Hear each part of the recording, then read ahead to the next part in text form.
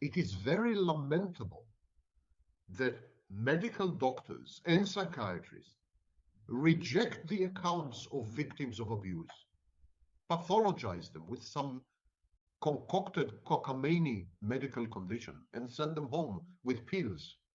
It's very, very wrong to do that. To refuse to recognize the psychological background of symptom disorders or somatic symptom disorders is wrong, both diagnostically but also as a practice. We invalidate the victim by converting her into a malingerer or a faker or into someone with a neurologically recognized neurological condition, which does not exist. In the vast majority of cases of victims of abuse, medical tests yield nothing. And there's no reason to insist on reductionism. Everything is the brain. Everything is the body. Yes, it manifests through the body. Yes, it involves the brain, but it's not reducible to either. It's a psychological condition, holistic.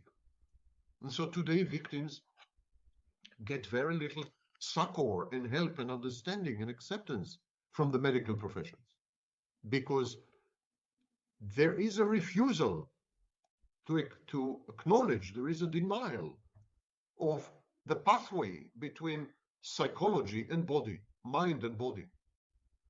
It's as if the mind is nothing but a bodily function, when manifestly and expressly and patently it's not.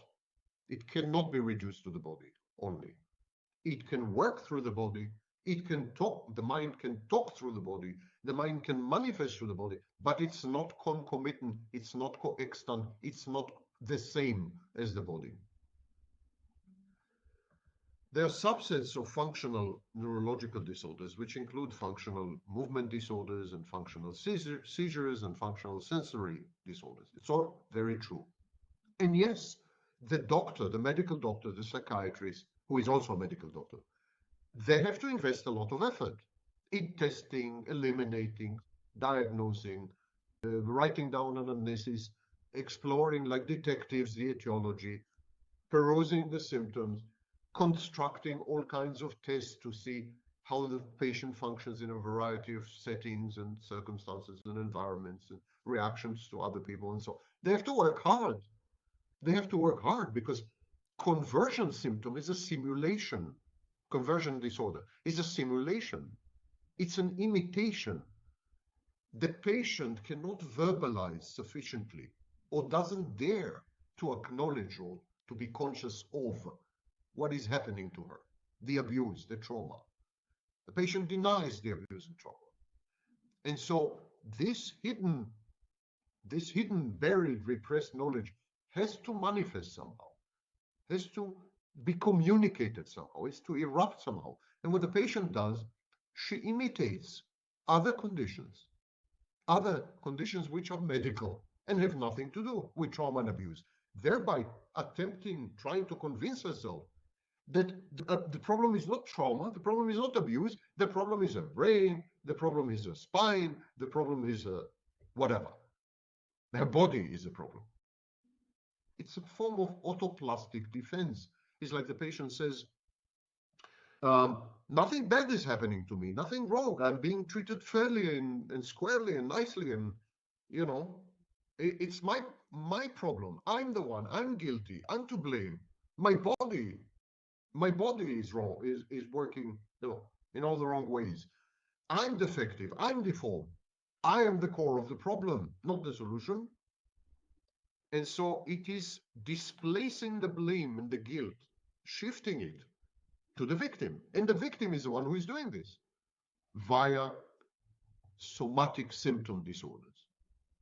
It's as if the victim is assuming the responsibility and the accountability for the abuse, internalizing it, digesting it, and letting it poison poison her body. And the body rebels. The body not only keeps the score, but it rebels. Somatic symptom disorders is a rebellion, an eruption of the body against this unjustified assumption of responsibility for being mistreated, for being abused, for being traumatized, for being tortured, for being tormented.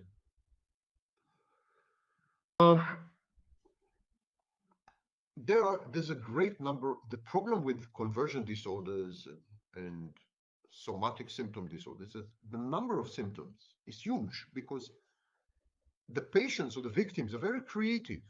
And any part of the body, any organ, any system, any limb, any surface area, anything can serve as a communication channel. Anything can be recruited to express the inexpressible, to communicate and discuss the horror of abuse and trauma. So the number of symptoms is literally unlimited in functional neurological disorders, in conversion disorders, somatic symptom disorders. The symptoms are very real. They're experienced as real. Their adverse outcomes, adverse impacts on the body.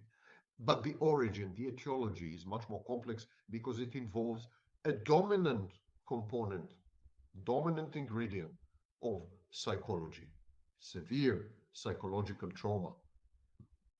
The neurological dysfunction is idiopathic, but the etiology is very often psychological. The core symptoms are sensory and motoric, but they still try to somehow symbolically communicate the trauma and abuse background, which was Freud's initial insight, that it is a language actually. So limb weakness, paralysis, non-epileptic seizures, movement disorders, tremors, dystonia, spasms, myoclonus, jerky movements, loss of vision, double vision, dysphonia, whispering speech, slurred or stuttering speech, sensory disturbances, hemisensory syndrome, altered sensation down one side of the body, numbness, inability to sense touch, dizziness, balance problems, pain, extreme slowness and fatigue, etc., etc., and of course sleep disorders. It's an endless array, and require very lengthy and profound investigations, which many doctors eschew because they don't want to. They don't want to get involved. They want to be invested. They want to dispense pills and collect the commission on the side, of course. Stressful life events and childhood neglect were found time and again in numerous systematic reviews and meta-analysis, time and again, to be significantly more common in patients with functional neurological disorders than in the general population. Patients with functional neurological disorder, conversion disorders, somatic symptom disorder, call it as you will. Patients with somatization, with somatic symptoms, there is almost invariably a background of adverse childhood experiences, stressful life events, childhood neglect, childhood abuse. Even when the patients report counterfactually and erroneously no stressors, they have buried and denied what's happening to them, to the extent that they're happy-go-lucky. You say, my partner is the best partner in the world, when we're talking about a narcissist, an abusive narcissist. Or, I'm to blame, I'm constantly sick, and so on. He's a saint for having stayed with me. And they deny. There's a lot of denial. Denial, of course, is a psychological defense mechanism.